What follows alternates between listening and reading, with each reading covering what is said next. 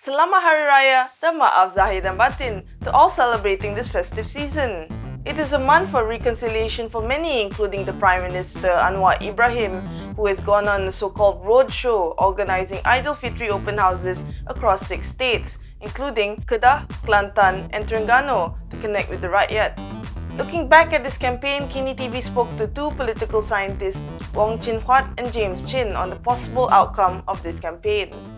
I think it's brilliant, not just because that this Raya celebration is now out of Putrajaya, but more importantly, he created the scenes that the opposition state government would have to come along. So that created the atmosphere, there's some sort of reconciliation, and this is useful, especially in Malay politics, because I think many Malaysians, more so among the Malays, feel political fatigue. So that kind of gesture means that, the parties can actually compete, but yet they would still be gentle and civil to each other is positive for the government. On the other hand, it is also an outreach program for the Prime Minister, because he not only has to sell Pakatan Harapan / UMNO, he has to sell this whole idea that this unity government is actually a good thing. It's also a government anointed by the Malay rulers themselves. People keep forgetting that. And perhaps most importantly, he has to sell the message that this unity government can deliver for the wider Malay community in these 6 states. Notably, leaders in opposition states such as Kelantan and Terengganu were cited at the Raya open houses thrown by the federal government. In Kedah, both the Menteri Besar and the Kedah Sultan also came for the functions, and Penang saw its governor in attendance too. These states, which receive additional allocations for development during these Raya open houses, were also seen as being part of the green wave which took place in the 15th general election. Chen stressed that the purpose of these open houses is to make a presence as opposed to a formal campaign. Because as you know, and as many of your viewers know, the only thing on the other side, on the Perikatan side, what they're selling is that the Malays and Islam are being marginalized. So Anwar Ibrahim must be able to sell this message that this is not true. This is a Muslim-led government, and I'll make sure the Malays and Islam are not marginalized. I think one of the things that Prime Minister Anwar Ibrahim deserves credits is his declarations that the federal government would work with the state government to resolve the water crisis in Kelantan. I think a lot of Malaysians, not just Malays, want to see more professional and healthy inter-party relations, where the party compete with each other, but at the end of the day, they can also know when they need to work with each other. Chen also commented on the fat cat Malay plutocrat narrative highlighted in some of the Prime Minister's speeches.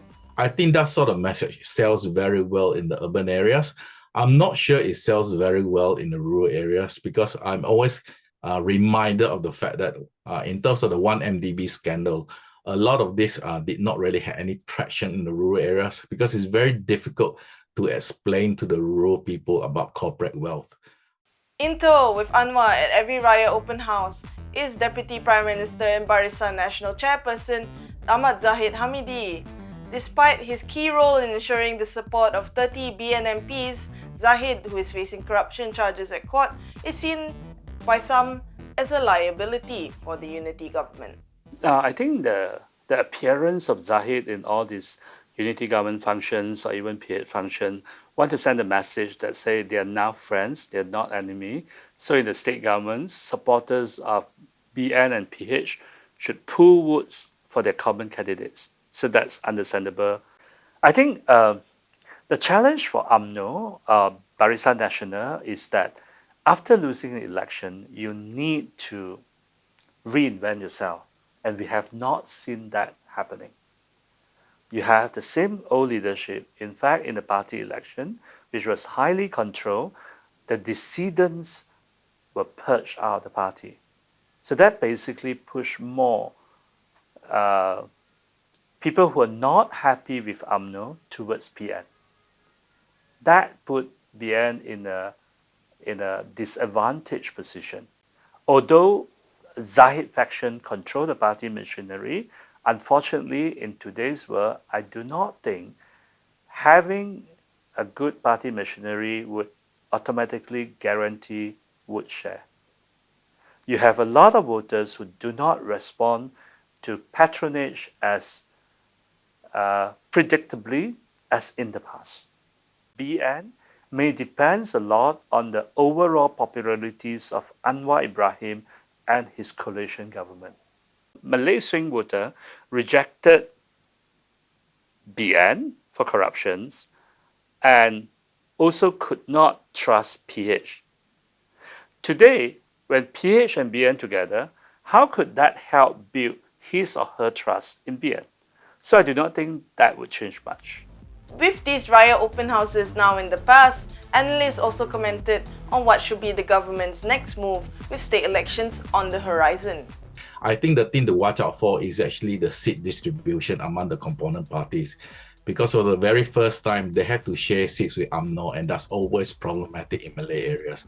Because you also have to worry about how you're going to divide out the seats between PKR, UMNO, and Amanah. So these are all very, very problematic issues.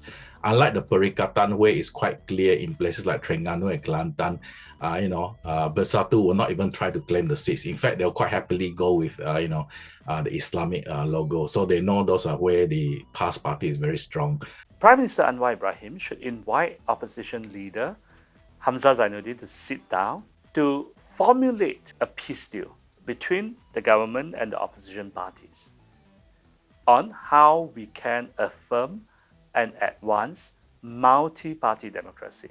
We should include equitable constituency development fund, recognitions of shadow cabinet, decentralization, but also fixed term parliament. It is time for the government to ask the opposition to sit down and say, we are competitors, but after competitions, we have to recognize the outcome.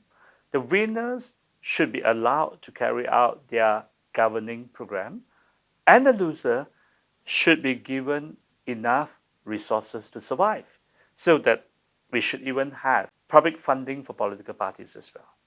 So in that case, whatever the outcome of the state elections, Anwar can say that do not disrupt my federal government, because you have to be a good competitor, just like sportsmen. The impact of these unprecedented Aidilfitri open houses outside the Putrajaya remain to be seen. What is clear is that the Prime Minister has his work cut out for him in the coming months.